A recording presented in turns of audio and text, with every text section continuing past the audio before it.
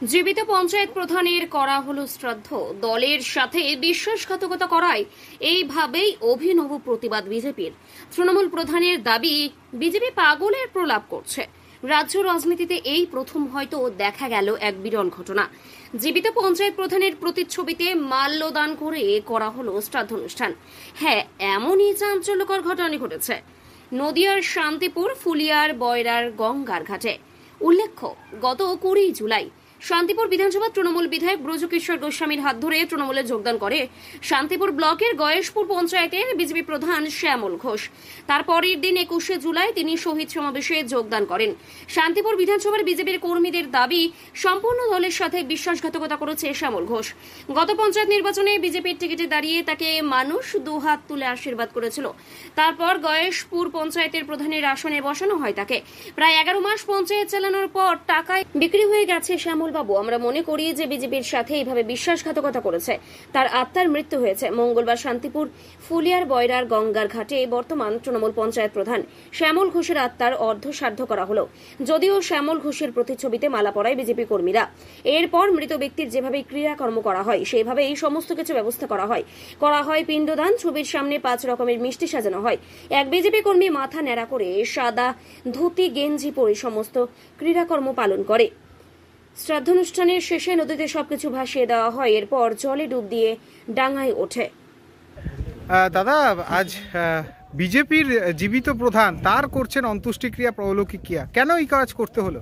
দেখুন, গত পঞ্চায়েত নির্বাচনে শান্তিপুর ব্লকে অনেক রক্ত ঘাম, তার বিনিময়ে আমরা গয়েশপুর গ্রাম পঞ্চায়েত পেয়েছিলাম। গয়েশপুরের প্রধান করেছিলাম আমরা শ্যামল ঘোষকে। কিন্তু দুর্ভাগ্যের হলেও সত্যি যে শ্যামল ঘোষ টাকার কাছে বিক্রি হয়ে 25 লক্ষ টাকায় বিক্রি হয়ে তৃণমূলে চলে গেছে।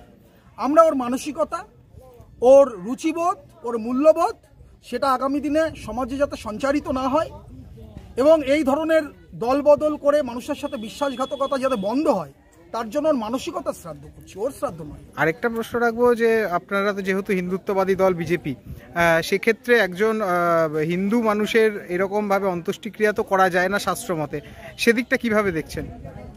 দেখুন, আমরা হিন্দুত্ববাদী দল, সব ঠিক আছে, কিন্তু প্রশ্নটা হচ্ছে যে মানুষটা বিশ্বাসঘাতকতা করবে সেই মানুষটার আমরা শ্রাদ্ধ করতে চাই না। তিনি বলছি, আজকে তুমি প্রধানের শ্রাদ্ধ করলে? আজকে তুমি প্রধানের শ্রাদ্ধ করলে? হ্যাঁ। কেন করলে? কেন? উনি মানুষের সাথে, জনগণের সাথে বিশ্বাসঘাতকতা করেছে, সেই জন্য ওনার শ্রাদ্ধ করা হলো, আর ওনার মানসিকতার জন্য শ্রাদ্ধ করা হলো। আচ্ছা, যেটা জানা যায় যে কেউ মারা গেলে তার ছেলে বা তার আত্মীয় স্বজনরা তারা শ্রাদ্ধ করে, তুমি তো তার কেউই না, তাহলে কেন করলে? আমি ওনার দলের হচ্ছে সহকর্মী, সেই হিসাবে ওনার শ্রাদ্ধ করা। কেন করলে? তুমি কেন করলে? উনি বিশ্বাসঘাতক করেছে মানুষের সাথে। কি শ্যামলবাবু, আজ বিজেপির পক্ষ থেকে যেহেতু আপনি তৃণমূলে যোগদান করেছেন, তাই আপনার শ্রাদ্ধানুষ্ঠান করা হচ্ছে গঙ্গার ঘাটে, কি বলবেন? একটা জ্যান্ত মানুষের কোনদিন শ্রাদ্ধা হয়? আসলে ওরা খবরের শিরোনামে আসতে চাইছে, মানুষ ওদের প্রত্যাখ্যান করেছে। মমতা ব্যানার্জির উন্নয়ন অভিষেকের সৈনিক হিসাবে আমি জয়েন করেছি, মানুষের কাজ করতে চাই, অঞ্চলের সবাই পাশে থাকতে চাই। এই যে ঘটনা ঘটাচ্ছে, কেন ঘটাচ্ছে মনে করছেন? ওরা খবরের শিরোনামে আসতে চাইছে, মানুষ ওদের প্রত্যাখ্যান করেছে। আজ কেন্দ্র সরকারের কোনো প্রকল্প পশ্চিমবঙ্গের জনগণ পাচ্ছে না, ওরা শিরোনামে আসতে চাইছে। এর আগেও তো অনেক তৃণমূল নেতা বিজেপিতে যোগদান করেছিলেন বা বিজেপি নেতা তৃণমূলে যোগদান করেছে, সেখানে কি হয়েছে? এই কদিন আগে, গত পরশু দিনকে মাসদিয়ায় তৃণমূলের